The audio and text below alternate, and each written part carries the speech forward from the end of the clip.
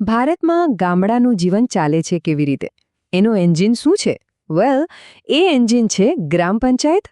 હા, આ એક એવી શક્તિશાળી સ્થાનિક સિસ્ટમ છે જે ગામના વિકાસ અને વહીવટનો મુખ્ય આધાર છે. ક્યારે એવો વિચાર આવ્યો છે કે આપણા ગામના નાના મોટા નિર્ણયો આખરે લે છે કોણ? જવાબ આપણા વિચાર કરતાં ઘણો નજીક છે.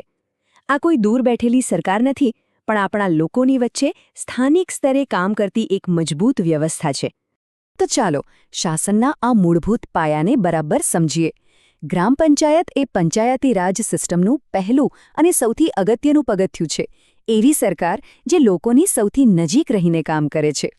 અને અહીંયા સૌથી મજાની વાત શું છે ખબર છે? સત્તાનો પાયો નીચેથી, એટલે કે લોકોથી શરૂ થાય છે. આ શરૂઆત થાય છે ગ્રામસભાથી. ગ્રામસભા એટલે કોણ? ગામના તમામ મતદારો. આ જ પંચાયતની સુપ્રીમ બોડી છે. અંતિમ સત્તા એમના હાથમાં છે. ઓકે, તો ગ્રામસભા તો સર્વોચ્ચ છે, પણ રોજબરોજનું કામકાજ, ગામનો વહીવટ, એ બધું કોણ સંભાળે છે? ચાલો હવે એ મુખ્ય ટીમ વિશે જાણીએ જે આખી પંચાયતને ચલાવે છે. તો આ ટીમમાં મુખ્ય 4 લોકો હોય છે. સૌથી પહેલા સરપંચ, જે પંચાયતના ચૂંટાયેલા હેડ છે. પછી આવે ઉપસરપંચ, જે સરપંચ હાજર ન હોય ત્યારે કામ સંભાળે. ત્રીજા છે પંચના સભ્યો, જે ગામના અલગ અલગ વોર્ડમાંથી ચૂંટાઈને આવે છે. અને ચોથા, જે ખૂબ જ મહત્વના છે, એ છે સચિવ, એટલે કે તલાટી, જે રેકોર્ડ્સ અને વહીવટ માટે સરકાર દ્વારા નિમણૂક પામેલા અધિકારી છે. અને આ જે ચૂંટાયેલી ટીમ છે એ કેટલા સમય માટે કામ કરે છે? તો કે 5 વર્ષ માટે.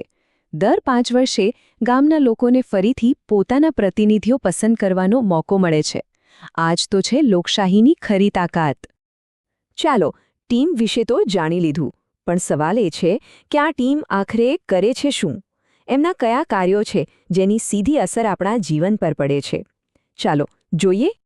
સૌથી પહેલાં તો આવે છે વહીવટી કામો, જેમ કે ગામમાં થતા દરેક જન્મ અને મરણની નોંધણી કરવી, ગામની જે પણ મિલકતો છે એનું ધ્યાન રાખવું, અને સૌથી જરૂરી, નિયમિત રીતે ગ્રામસભાની બેઠકો બોલાવવી, જેથી લોકો વહીવટમાં જોડાઈ શકે.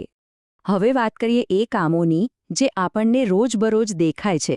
ગામના રસ્તા અને ગટર બનાવવા અને એનું સમારકામ કરવું, દરેકને ચોખ્ખું પીવાનું પાણી મળે એ જોવું, ગામની સ્કૂલ અને દવાખાના બરાબર ચાલે છે કે નહીં એની દેખરેખ રાખવી, અને હા, સ્વચ્છતા અને પર્યાવરણનું રક્ષણ પણ એટલું જ જરૂરી છે.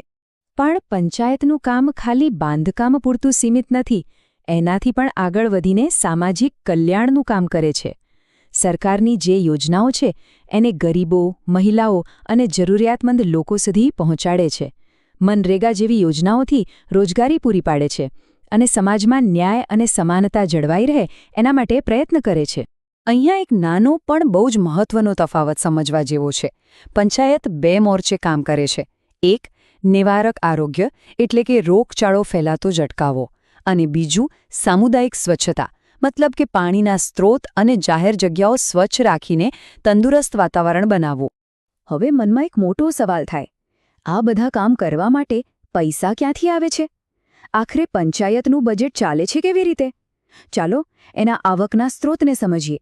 જુઓ, પંચાયતની આવકના મુખ્યત્વે 3 રસ્તા છે. પહેલું, સ્થાનિક સ્તરે ઉઘરાવવામાં આવતા ટેક્સ અને ફી, જેમ કે ઘરવેરો કે પાણીવેરો. બીજું, રાજ્ય અને કેન્દ્ર સરકાર તરફથી મળતી ગ્રાન્ટ. અને ત્રીજું, પંચાયતની પોતાની મિલકતમાંથી થતી આવક, દંડ કે પછી દાન. આ ચાર્ટ પરથી એક વાત સાફ સ્પષ્ટ થાય છે. પંચાયત કોઈ એક જ આવક પર નિર્ભર નથી. એની પાસે અલગ અલગ સ્ત્રોતોનું એક મિશ્રણ છે. આનાથી ગામના વિકાસના કામો માટે એક આર્થિક સ્થિરતા બની રહે છે. તો આ બધી માહિતી પછી આપણે એ નિષ્કર્ષ પર આવી શકીએ છીએ કે આ સંસ્થાનું મહત્વ કેટલું છે. એની આપણા જીવન પર સીધી અને ખૂબ જ ઊંડી અસર છે. આ માત્ર એક સરકારી ઓફિસ નથી, એનાથી ઘણું વધારે છે. અને આ વાક્યમાં જ ગ્રામ પંચાયતનો આખો સાર આવી જાય છે. તે સ્થાનિક સ્વશાસનનો પાયો છે. એટલે કે એવું શાસન જ્યાં લોકો પોતે જ પોતાના નિર્ણયો લે છે અને પોતાના વિકાસની જવાબદારી સંભાળે છે. અને પંચાયતનું કામ આપણાથી બિલકુલ દૂર નથી. આપણા ઘરના નળમાં આવતા પાણીથી લઈને ઘરની બહારના રસ્તા સુધી દરેક જગ્યાએ એના કામની અસર આપણે રોજ અનુભવીએ છીએ. આ જ તો છે સ્થાનિક શાસનની અસલી તાકાત. તો ચાલો, આટલું સમજ્યા પછી એક વિચારવા જેવા સવાલ સાથે આ વાત પૂરી કરીએ. જો કોઈ ગામનો લાંબા ગાળાનો સસ્ટેનેબલ વિકાસ કરવો હોય તો પંચાયતના આટલા બધા કામોમાંથી કયું એક કામ સૌથી વધારે નિર્ણાયક ગણી શકાય? શિક્ષણ, આરોગ્ય, ઇન્ફ્રાસ્ટ્રક્ચર કે પછી સામાજિક ન્યાય? આના પર વિચારવા જેવું છે.